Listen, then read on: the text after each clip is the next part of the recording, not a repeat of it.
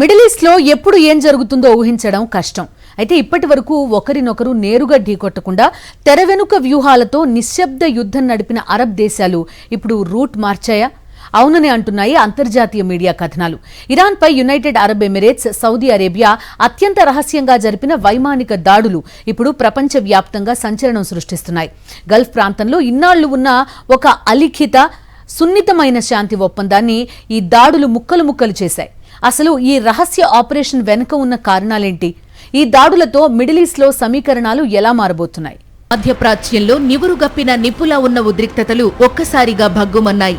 ఇరాన్కు, Gulf Arab దేశాలకు మధ్య ఇన్నాళ్లు కొనసాగుతున్న ఒక అప్రకటిత సహజీవనం ఒక్క రాత్రిలోనే ముగిసిపోయింది.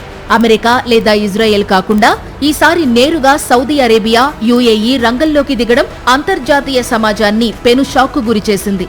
ఇరాన్ భూభాగంలోని అత్యంత కీలకమైన సైనిక స్థావరాలే లక్ష్యంగా ఈ రెండు దేశాలు ఉమ్మడిగా అత్యంత రహస్యంగా మెరుపు దాడులకు పాల్పడినట్లు సంచలన విషయాలు వెలుగులోకి వచ్చాయి. అసలు ఇన్నాళ్లు ఓపిక పట్టిన సౌదీ, యుఏఈలు ఇంతటి తీవ్ర నిర్ణయం ఎందుకు తీసుకున్నాయి?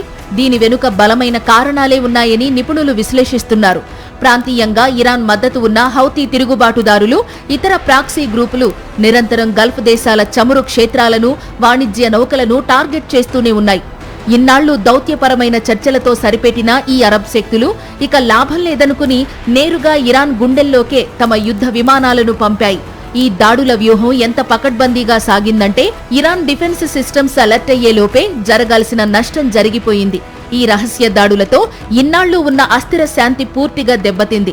ఇకపై ఇరాన్ ప్రతిదాడికి దిగితే అది కేవలం మిడిల్ ఈస్ట్కే పరిమితం కాదు. గల్ఫ్ ప్రాంతంలో యుద్ధ మేఘాలు కమ్ముకుంటే అంతర్జాతీయంగా చమురు సరఫరా నిలిచిపోయి ప్రపంచ ఆర్థిక వ్యవస్థ తీవ్ర సంక్షోభంలో కూరుకుపోయే ప్రమాదం ఉంది. ఇప్పటికే అమెరికా, చైనా వంటి అగ్రరాజ్యాలు ఈ పరిణామాలను అత్యంత నిశితంగా గమనిస్తున్నాయి. శాంతి చర్చల కాలం వెళ్లిపోయిందని, ఇక ఇరుపక్షాలు బలాబలాల ప్రదర్శనకే మొగ్గు చూపుతున్నాయని ఈ రహస్య దాడులు స్పష్టం చేస్తున్నాయి. ఈ రహస్య దాడులు మిడిల్ ఈస్ట్ లో ఒక కొత్త అధ్యాయానికి తెరతీశాయి.